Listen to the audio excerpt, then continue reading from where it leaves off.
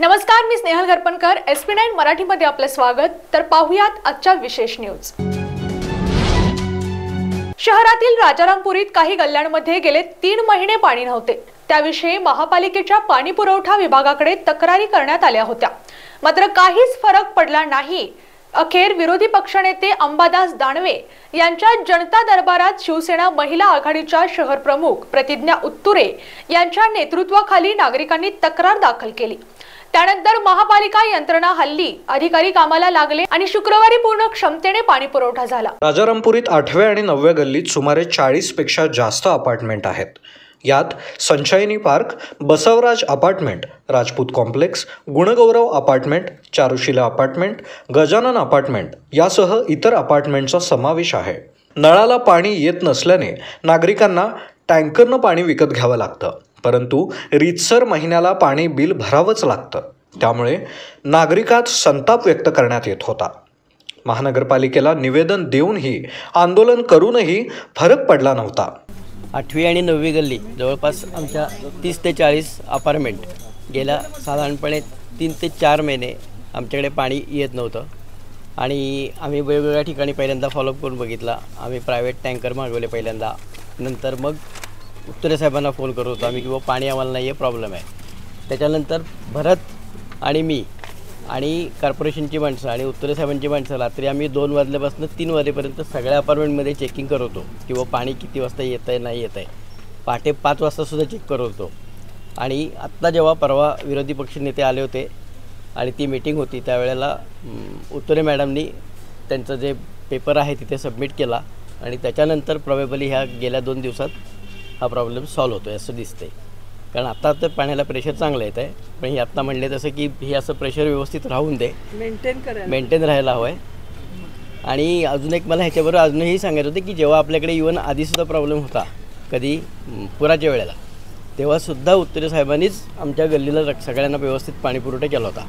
विरोधी पक्षनेते अंबादास दानवे यांच्याकडे प्रतिज्ञा उत्तुरे, महेश उत्तुरे यांच्यासह नागरिकांनी तक्रार केली। दानवे यांनी अतिरिक्त आयुक्त केशव जाधव, जल अभियंता नेत्रदीप सरनोबत यांना 24 तासात पाणी पुरवठा सुरळीत करून त्या संदर्भातील अहवाल सादर करण्याचे आदेश दिले। त्यानंतर यंत्रणा गतिमान झाली। व्हॉल्व्हवर इतर दुरुस्त्या आणि पाईपलाईनची कामे करण्यात आली। दरम्यान राजारामपुरीतील 9व्या गल्लीतील अनेक घरात पावसाळ्यात पाणी घुसतं, त्या ठिकाणी स्ट्रॉम वॉटरचे काम करण्याचे आदेशही विरोधी पक्षनेता दानवे यांनी शहर अभियंता हर्षजित खाडगे यांना दिले। मी डॉक्टर असलम खानापुरे 9वी गल्लीतला रहिवासी आहे। ह्या राजपूत कॅम्पस अपार्टमेंटमध्ये राहतो। गेल्या 3 ते 4 महिन्यापासून आम्ही म्हणजे पाण्याचा इतका आम्हाला त्रास होत होता की रोज उठून आम्ही पाण्याच्या पाठीमागे लागायचं आणि टँकर मागवायचं। पाणी किती आहे बघायचं, रात्री पाणी नाही आलं की दुसऱ्यांदा सकाळी येऊन परत टँकरच्या मागे लागायचं। हा असा प्रश्न आमच्याकडे 3 ते 4 महिने मागे चालत होता। आता हे 2 दिवसापासून हा प्रश्न मिटलेला असं दिसतो। म्हणजे आता तर 2 दिवस झालं व्यवस्थित प्रेशरनं पाणी येत आहे आणि हे उत्तरे साहेबांच्या माध्यमातून हा प्रश्न आमच्याकडे मिटलेला आहे आणि असंच जे आहे हे प्रश्न कायमस्वरूपी हे सुटावा असं आमची अपेक्षा आहे। अखेर राजारामपुरी 8वी आणि 9वी गल्लीमधला पाण्याचा प्रश्न सुटल्यावर नागरिकांनी समाधान व्यक्त केलं आणि सदर प्रश्न सोडवण्यास प्रयत्न केल्याबद्दल या भागातील नागरिकांनी उत्तुरे यांचेही आभार मानले। याशिवाय सुरळीत झालेला पाणीपुरवठा नेहमी अशाच स्वरूपात नियमित सुरळीत राहावा अशी अपेक्षा SP9 मराठी न्यूज चॅनलच्या प्रतिनिधींना प्रतिक्रिया देताना महापालिका प्रशासनाकडे केली। यावेळी ज्या पद्धतीने जनता दरबारातून अनेक प्रलंबित प्रश्न व्यवस्थितपणे सुटतात, त्याचप्रमाणे महानगरपालिकेचे आयुक्त आणि अधिकाऱ्यांनी ही रोज जनतेमध्ये राहून तात्काळ नागरिकांचे प्रश्न सोडवावे आणि ज्या पद्धतीने राजारामपुरी 8वी आणि 9वी गल्लीमधल्या नागरिकांनी उत्तुरे यांच्यासह पाण्याचा प्रश्न सोडवण्यासाठी एकजुटीने प्रयत्न केला, त्याच पद्धतीने असे जनता दरबार रोज झाले पाहिजेत आणि नागरिकांचे प्रश्नही तितक्याच वेगाने सुटले पाहिजेत असं उत्तुरे यांनी SP9 न्यूज चॅनलच्या प्रतिनिधींशी आणि प्रसार माध्यमांशी बोलताना व्यक्त केलं। 2 दिवसापूर्वी उत्तुरे मॅडमचा फोन आलेला की सर्किट हाऊसमध्ये विरोधी पक्षनेत्यांची मीटिंग आहे, जनता दरबार आहे, तर तुम्ही नागरिकांनी तिथे या आणि त्यांना आपले प्रश्न मांडा। त्यांनी तर म्हणजे तिकडे अर्ज दिलेलेच होते, आम्ही मांडलेलं होतं सगळा आमचा विषय आणि तिथे त्यांच्याशी बोललो आम्ही आणि मग त्यांनी अधिकाऱ्यांना वगैरे बोलवून घेतलं. आम्ही अधिकाऱ्यांशी चर्चा केली. त्याच्यानंतर मग आमचा प्रश्न सुटला. अधिकारी वगैरे कोण आले तुम्हाला घेतली नाही, ते येऊन स्वतः भेटले नाही, पण त्यांनी काम केलं असेल ना त्यांना आदेश दिल्यावरती. पण ते स्वतः येऊन आम्हाला कोण भेटलेले नाही आहेत अजून. तिथे तर माहिती नाही आम्हाला, तसं आम्ही सांगू शकतो. कारण रात्री पाणी येतंय ना, रात्री आमच्या इकडे साधारण 1:30 पाणी येतं. जनता दरबारमध्ये तुम्ही राजापूरचा पाण्याचा प्रश्न मांडला होता, त्या पाण्याच्या प्रश्नाला यश आले आहे का? हो, आलं असं म्हणता येईल. कारण राजारामपुरीचा विषय मी बोलेनच, पण त्यापूर्वी हेही सांगेन की विरोधी पक्षनेते अंबादास दानवे साहेब यांनी जनता दरबारच्या माध्यमातून कोल्हापूर जिल्ह्यातील अनेक प्रश्न मार्गी लावण्याचा प्रयत्न केला आणि त्यातले काही प्रश्न सुटलेले आहेत आणि त्याच पद्धतीनं काही प्रश्न हे ते फॉलोअप घेत आहेत. उदाहरणार्थ आज आमचंच सांगायचं झालं तर ह्या भागाचं प्रतिनिधित्व करत असताना गेले काही महिने 3-4 महिने झाले इकडे 2-3 गल्ल्यांना पिण्याच्या पाण्याचा प्रश्न खूप भेडसावत होता. अतिशय तुम्ही नागरिकांची आता प्रतिक्रिया ऐकल्या असतील की ते अतिशय वैतागलेले होते. प्रशासनाशी वारंवार पाठपुरावा करून त्यांच्याशी पत्रव्यवहार करूनही काही प्रश्न मार्गी लागत नव्हते. दानवे साहेब जेव्हा आम्हाला समजलं की कोल्हापुरात येत आहेत आणि जनता दरबार घेत आहेत, तर आम्ही तिथे नागरिक पण आले होते, त्यांनी त्यांचे प्रश्न मांडले होते.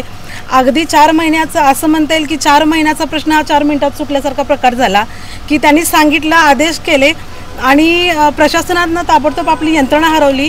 त्यांचं काय नियोजन चुकत होतं काय होतं, पण ते असं कळून येते की आता पाणी सुरळीत आहे. आज दानवे साहेबांनीही स्वतः फॉलोअप घेण्यासाठी फोन केला होता, तर आम्ही इथे चौकशी केली, बघितलं तर आज पाणी पुरवठा व्यवस्थित सुरळीत चालू राहिलेला आहे. ह्याच माध्यमातून असं दिसतंय की सत्ता वगैरे हा नंतरचा भाग झाला. शिवसेनेच्या माध्यमातून नेहमीच सर्वसामान्य लोकांसाठी झटणारी ही शिवसेना आजही त्याच ताकदीने सत्ता नसताना काय करू शकते ह्याची एक प्रचिती आज आलेली आहे. कोल्हापूर जिल्ह्यातील अनेक प्रश्न वेळेची मर्यादा, पण त्या मर्यादित कालावधीमध्ये अनेक प्रश्न आणि अनेक आज दानवे साहेबांच्या माध्यमातून लोकांचे तिथे गेलेले आहेत आणि तात्काळ त्यांनी तिथे सोडवण्याचा प्रयत्न केला. काही तिथे सुटलेही आणि लोकांच्यातून समाधान व्यक्त होत होतं की बाबा हा खऱ्या अर्थानं जनता दरबार अतिशय चांगल्या पद्धतीनं पार पडला आणि खऱ्या अर्थानं लोकांचे प्रश्न सुटले. आता हे पत्र बघता हे साहेबांनी दिलेलेच पत्र आहेत, ज्या माध्यमातून त्यांनी अधिकाऱ्यांना सूचना केल्या होत्या. अशा अनेक पत्र आहेत, मग ते अपंगांसाठी असू देत, विविध त्यांचे वैयक्तिक कोणी नागरिकांचे प्रश्न असतील, असे अनेक प्रश्न घेऊन जवळपास 350-350 अर्ज दाखल झालेले आहेत आणि त्यातले निर्गत तिथं झालेले आहेत. पण काही जे झाले नाहीत ते स्वतः जातीने दानवे साहेब आम्हाला स्वतः फोन करून विचारतात. आम्ही लोकल इथे लोकप्रतिनिधी आहोत किंवा पदाधिकारी शिवसेनेचे आम्ही जे आहोत, त्यांना दानवे साहेब स्वतः फोन करतात आणि विचारतात हे झालंय का आपलं काम, नसेल तर त्याचा पाठपुरावा ते स्वतः प्रशासनाच्या अधिकाऱ्यांशी करतात. आणि मला वाटतं हेच एक आनंदाची बाब आहे की या निमित्तानं आपण या नागरिकांचे प्रश्न सोडवू शकतो आणि प्रशासनानं असं जे आता सहकार्य केलेलं आहे, नागरिकांमध्ये आनंदाचं वातावरण आहे. पण इथून पुढेही असंच सहकार्य प्रशासनाचं राहिलं पाहिजे, कारण ह्या मूलभूत गरजा आहेत आणि हे हक्काचं आहे. ते काय आपण त्यांच्यावरती काय वेगळं असं त्यांना सोय करत नाही आहे, ती त्यांच्या हक्काची आहे. ते टॅक्स पे करतात, आपल्याला घरफाळा मिळतो किंवा पाणीपट्टी मिळते, याचा मोबदला म्हणून आपण नागरिकांना या सगळ्या सुविधा दिल्याच पाहिजेत, पण त्या दिल्या गेल्या जात नाहीत. पण अशा पद्धतीनं जर जनता दरबार भरवून शिवसेना हे कार्य करत असेल तर खरंच जनतेसाठी खूप चांगली बाब आहे आणि मी या निमित्तानं साहेबांचं पण आभार मानेन आणि त्यानिमित्तानं मी प्रशासनाचाही आभार मानेन. जनता दरबाराच्या माध्यमातून हा प्रश्न सुटलेला आहे, बऱ्याच वेळ हा प्रलंबित होता, पाण्याचा प्रश्न भेडसावत होता. मग आता हे जे आता पाण्याचा जे फोर्स आलेला आहे पाण्याला आणि पाणी सुरळीत सुरू झालेलं आहे आता तरी, मग हे कंटिन्यू राहण्यासाठी म्हणजे पाण्याचा प्रश्न कधी या राजारामपुरीत येऊच नाही यासाठी तुम्ही काय प्रयत्न करणार आहात? नाही, आता मी जसं म्हणाले ना, गेले 3-4 महिने झाले बऱ्याच त्रुटी आम्हाला जाणवल्या. म्हणजे आम्ही इंजिनियर नाही आहोत, प्रशासनाने इंजिनियर नेमलेले आहेत ज्या त्या विभागासाठी की त्यांनी त्या विभागात लक्ष देऊन काम करावं, अभ्यास करावा आणि मग काय ते नियोजन करावं. पण आता नागरिक आणि आम्ही दोघांचा इतका अभ्यास झाला की कुठून कुठे पाणी दिलं पाहिजे, कुणाला कसं पोचलं पाहिजे हे नियोजन प्रशासनानं करणं गरजेचं आहे. तर हे आम्ही सूचना वेळोवेळी त्यांना देत होतो. आता एवढंच अपेक्षा आहे की जे काही नियोजन आहे प्रत्येक, आम्ही म्हणत नाही की आम्हालाच द्या, संपूर्ण शहराला समान वाटप झालं पाहिजे. मग त्यात काही तांत्रिक अडचणी असतील, इथे आम्ही चोकअप पण बघितले कुठे आहेत का किंवा काय तेही नाही मिळाले. मग कुठेतरी अभाव आहे का हे बघावं, म्हणजे नियोजनाचा, प्रशासनाच्या जे काही आपले कर्मचारी त्यांच्यामध्ये कुठे अभाव आहे का बघावं आणि त्या पद्धतीने लक्ष देऊन प्रशासनाने त्यांच्या अधिकाऱ्यांनी इथून पुढेही सहकार्य करावं अशी अपेक्षा आहे. कधी पहिले बाहेरचे नेते येऊन या ठिकाणी जनताजवळ घेतात. हो, मग असाच जनता इथल्या जे इथले लोकप्रतिनिधी असतील किंवा जे महानपालिका आयुक्त असतील यांनी घ्यावा असं मला वाटतंय का? अगदीच घ्यायला पाहिजे, कारण हे जे कार्य आहे हे अतिशय, मी जसं मगाशी म्हणाले की अशा दरबारातूनच ही कामं सुटणार असतील तर असे दरबार रोज झाले पाहिजेत. जे शिवसेना इतके संपूर्ण महाराष्ट्रामध्ये दरबार राबवतीये तर सगळ्यांनी का राबवू नयेत, कारण सहजासहजी प्रशासनाकडून काही मिळत नसेल तर अशा पद्धतीनेच घेतलं पाहिजे. थँक्यू. डॉक्टर दिलीप अबनावे निर्मित आणि दिग्दर्शित रॉकस्टार स्टुडिओ तसेच दिलराज फिल्म प्रोडक्शनचा सासूबाईंचा साखरपुडा हा मराठी चित्रपट कोल्हापूरसह महाराष्ट्रात सर्वत्र चर्चेत आहे. काल दिनांक 9 फेब्रुवारी रोजी कोल्हापूरमध्ये आयनॉक्स थिएटरमध्ये झालेल्या सासूबाईंचा साखरपुडा चित्रपटाच्या पहिल्याच शोला कोल्हापूरकरांनी उत्स्फूर्त प्रतिसाद दिला आणि चित्रपट पाहिल्यानंतरही सर्व प्रेक्षकांनी उत्स्फूर्त प्रतिक्रिया दिल्या. कोल्हापूर शहरासह पुण्यामध्येही प्रदर्शित असलेल्या सासूबाईंचा साखरपुडा या चित्रपटाचे सर्व कलाकार कोल्हापूरच्या आयनॉक्स थिएटरमध्ये चित्रपटाच्या पहिल्या शोच्या दिवशी उपस्थित होते. त्यावेळी कलाकारांसोबत सेल्फी आणि फोटो काढण्याचा मोह प्रेक्षकांना आवरला नाही. चित्रपटाचे निर्माता डॉक्टर दिलीप आबनावे, दिग्दर्शक डॉक्टर बाळासाहेब गोरे यांच्यासह चित्रपटाचे प्रमुख कलाकार संगीता पिंगळे, श्रद्धा गोरे, आशुतोष गोरे, गीतांजली डोंबे, संगीता कांबळे, तारा डाके, रंजना पवार इत्यादी कलाकार SP9 न्यूज एंटरटेनमेंट चॅनलचे मॅनेजिंग डायरेक्टर श्री सागर पाटील उपस्थित होते.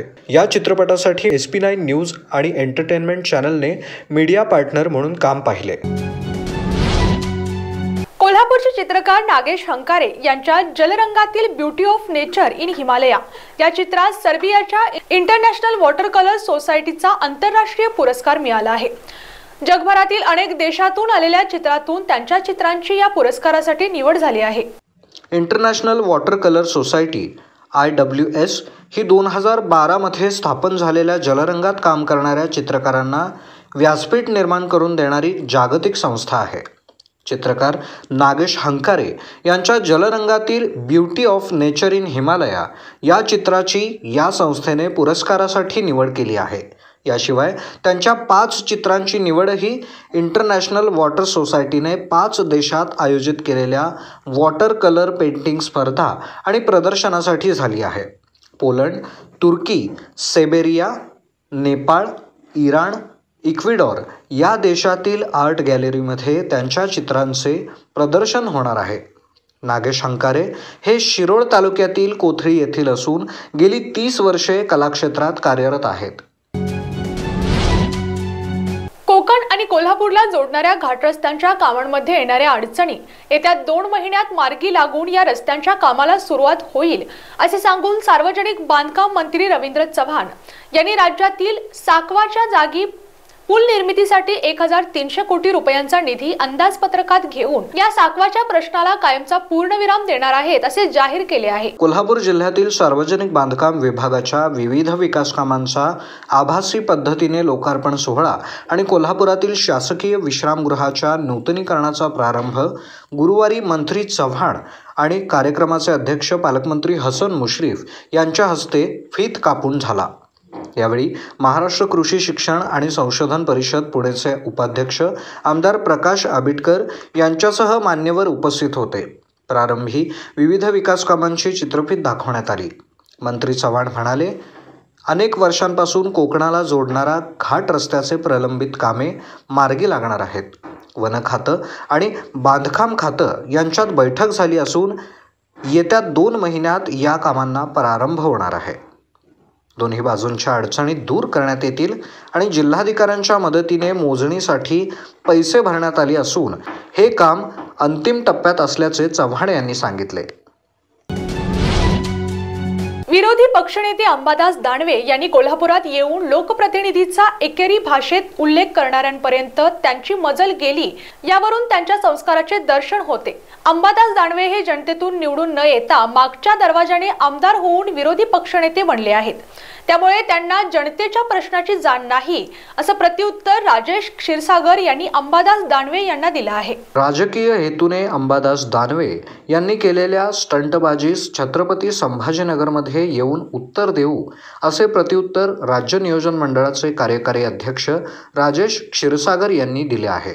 खासगी सावकारी विरोधात सर्वसामान्य कुटुंबियांना न्याय मिळवून देताना राजकीय बदनामीपोटी आखण्यात आलेल्या षडयंत्राला विरोधी पक्ष पाठीशी घालत आहेत। राजकीय बदनामी करणाऱ्यांसाठी विरोधी पक्षनेत्याला खासगी सावकाराच्या बाजूने उभे राहून पोलीस प्रशासनाला धारेवर धरावे लागते, हे प्रथमच घडत असल्याची टीका क्षीरसागर यांनी केली आहे।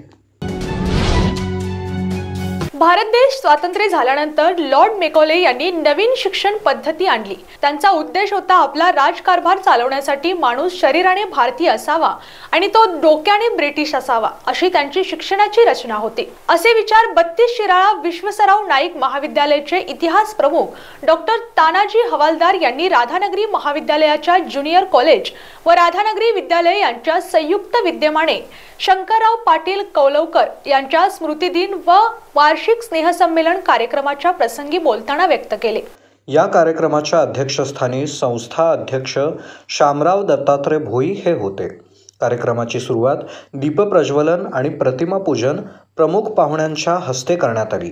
ग्रामीण भागातील विद्यार्थी शिक्षणाने सक्षम व्हावा यासाठी राधानगरी तालुका शिक्षण प्रसारक मंडळ शैक्षणिक संकुलाची निर्मिती केली असल्याचे प्रभारी प्राचार्य डॉक्टर वसंत ढेरे यांनी सांगितले। महाविद्यालयाच्या स्नेहसंमेलनात अभंग, भावगीते, भक्तिगीते, मराठी हिंदी गीते, रेकॉर्ड डान्स अशा भारतीय संस्कृतीचे दर्शन घडवणाऱ्या कार्यक्रमांचे आयोजन करण्यात आले होते। या कार्यक्रमास संस्थेचे उपाध्यक्ष मोहन नेवडे, सुशील पाटील कौलवकर, के.टी. पाटील, पर्यवेक्षिका संगीता पाटील, प्राध्यापक सुनील सावंत, ग्रंथपाल ए. कुमार, ग्रंथपाल के.एम. कुंभार, प्राध्यापक ए.एम. कांबळे, प्राध्यापक संग्राम सिंह पाटील, प्राध्यापक सागर पार्टी, प्राध्यापिका वर्षा गुरव, प्राध्यापिका स्नेहल, प्राध्यापक पटेल, प्राध्यापक भास्कर आणि राधानगरी महाविद्यालय ज्युनियर कॉलेजचे शिक्षक, शिक्षकेतर कर्मचारी, विद्यार्थी विद्यार्थिनी मोठ्या संख्येने उपस्थित होते। या कार्यक्रमाचे प्रास्ताविक स्वागत डॉक्टर नितीन जरंडी तर पाहुण्यांचा परिचय प्राध्यापक बी.के. पाटील यांनी केला। सूत्रसंचालन प्राध्यापक विश्वास पाटील यांनी केले आणि आभार डॉक्टर एकनाथ पाटील यांनी मानले। मनोज जरांगे पाटील यांनी मराठा समाजास ओबीसी प्रवर्गातून आरक्षण मिळावे या संदर्भात शासनाने लवकरात लवकर कारवाई करावी या मागणीसाठी आमरण उपोषणास बसणार असल्याबाबत जाहीर केले आहे। त्यांच्या आंदोलनास पाठिंबा देण्यासाठी काही संघटनांकडून जिल्ह्यात ठिकठिकाणी ठिय्या धरणे आंदोलन करण्याची शक्यता आहे। मराठा आरक्षणाबरोबरच जिल्ह्यात विविध पक्ष संघटनांच्याकडून त्यांच्या विविध मागण्यांकरिता आंदोलन, उपोषण, मोर्चा इत्यादी प्रकारचे आंदोलनं करण्यात येत असून जिल्ह्यात कायदा आणि सुव्यवस्था राखण्यासाठी महाराष्ट्र पोलीस अधिनियम 1951चे कलम 37(1) अ ते फ आणि कलम 37(3) अन्वये अप्पर जिल्हा दंडाधिकारी संजय तेली यांनी दिनांक 10 फेब्रुवारी 2024 रोजी सकाळी 7 वाजल्यापासून ते दिनांक 24 फेब्रुवारी 2024 रोजी रात्री 12 वाजेपर्यंत मनाई आदेश लागू केले आहेत। हा हुकूम ज्या सरकारी अधिकारी कर्मचारी यांना त्यांची कर्तव्य अधिकार बजावण्याच्या संदर्भात कामकाज करताना उपनिर्दिष्ट वस्तू हाताळाव्या लागतात आणि एकत्र जमावे लागते आणि ज्या व्यक्तींनी पोलीस अधीक्षक कोल्हापूर अगर संबंधित उपविभागीय पोलीस अधिकारी अगर संबंधित विभागाचे पोलीस निरीक्षक किंवा सक्षम प्राधिकारी यांची परवानगी घेतलेली आहे अशा व्यक्तींना तसेच सर्व जाती धर्माचे सण, उत्सव, जयंती, यात्रा इत्यादी हे शांतमय मार्गाने साजरे करण्याकरिता जमा होणारा जनसमुदाय यांना आणि लग्न, इतर धार्मिक समारंभ, सण, यात्रा, प्रेतयात्रा इत्यादी यांना लागू असणार आहे। मुंबई अंडरवर्ल्डमधील शेकडो गुन्हेगारांचा खात्मा करून देशभर प्रसिद्धीच्या झोतात आलेल्या एन्काउंटर स्पेशालिस्ट प्रदीप शर्मा यांच्या घरी आयकर विभागाने छापेमारी केल्याचं वृत्त आहे। मुंबईमधल्या अंधेरी इथल्या प्रदीप शर्मा यांच्या निवासस्थानी आयकर विभागाने छापेमारी केली आहे। एका माजी आमदाराच्या प्रकरणामध्ये ही आयकर विभागाची कारवाई सुरू असल्याचं कळतंय। अँटिलिया स्फोटके आणि मनसुख हिरेन हत्या प्रकरणात प्रदीप शर्मा हे आरोपी आहेत। याच प्रकरणात काही काळ त्यांनी तुरुंगवासही भोगला, परंतु सर्वोच्च न्यायालयाने ऑगस्ट 2023 मध्ये त्यांना जामीन दिला होता। मुंबईच्या दहिसरमधील शिवसेना ठाकरे गटाचे माजी नगरसेवक अभिषेक घोसाळकर यांच्यावर गोळीबार झाल्याची घटना समोर आली असून यात त्यांचा मृत्यू झाला आहे। मॉरिस नरोणा नावाच्या व्यक्तीने त्यांच्यावर फेसबुक लाईव्ह सुरू असताना गोळ्या झाडल्या। घोसाळकरांवर गोळ्या झाडल्यानंतर मॉरिसने स्वतःवर देखील गोळ्या झाडून आत्महत्या केली। माजी नगरसेवक अभिषेक घोसाळकर हे शिवसेना ठाकरे गटाचे नेते आणि माजी आमदार विनोद घोसाळकर यांचे पुत्र होते। मोरिसभाई नावाने प्रसिद्ध असलेला हा व्यक्ती स्वतःला समाजसेवक म्हणतो। मोरिसभाई हा आमदार सुनील राणे यांचा जवळचा असल्याचं बोललं जाते। माजी नगरसेवक अभिषेक घोसाळकर आणि मॉरिस यांच्यात आधी अनेक वाद होते, मात्र दोघांमधील वाद संपवून हे दोघे एकत्र आले। माजी नगरसेवक अभिषेक घोसाळकर हे गुरुवार 8 फेब्रुवारी रोजी सायंकाळी मॉरिसच्या फेसबुक पेजवरून लाईव्ह आले होते। या लाईव्हमध्ये मॉरिसने अभिषेक घोसाळकर यांचं स्वागत केलं आणि सर्व मतभेद विसरून आपण दोघे एकत्र आल्याचं त्यानं सांगितलं। त्यानंतर दोघेजण त्यांच्या परिसरासाठी कोणत्या गोष्टी करणार आहोत याविषयी त्यांनी माहिती दिली, मात्र त्यानंतर पुढच्या काही क्षणात ही गोळीबाराची घटना घडली। दरम्यान अभिषेक घोसाळकर यांच्यावर आज 9 फेब्रुवारी रोजी अंत्यसंस्कार करण्यात येणार आहेत। त्यांची अंत्ययात्रा दुपारी 3 वाजता त्यांचे निवासस्थान बोरिवली पूर्व येथून सुरू होणार आहे। त्यांच्यावर दौलतनगर येथील स्मशानभूमीत अंत्यसंस्कार करण्यात येणार आहेत। तर मॉरिसचे कुटुंब परदेशात आहे, त्यामुळे त्याचा मृतदेह 2 दिवसानंतर कुटुंबाला दिला जाणार आहे। आजच्या टॉप 9 न्यूज इथे संपल्या। पुन्हा भेटूत नव्या बातम्यांसोबत। तोपर्यंत तुम्ही पाहत रहा SP9 Marathi. Your time your news. धन्यवाद।